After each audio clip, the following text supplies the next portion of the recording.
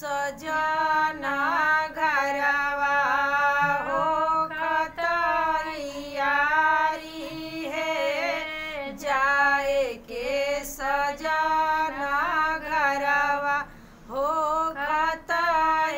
खतैयारी है नैहर में देखली गौरा कोठा से अटारी है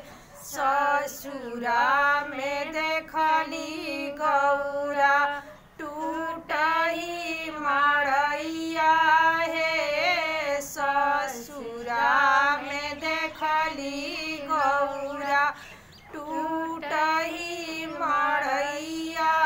है एक तलारी गौरा दूसरे दुलारी है जाए के सजना घरवा हो खतैयारी है नैहर में देखली गौरा हथिया से घोड़ावा है ससुरा में देखली गौरा बासाहा बैलवा है ससुरा में देखली गौरा बासाहा बैलवा है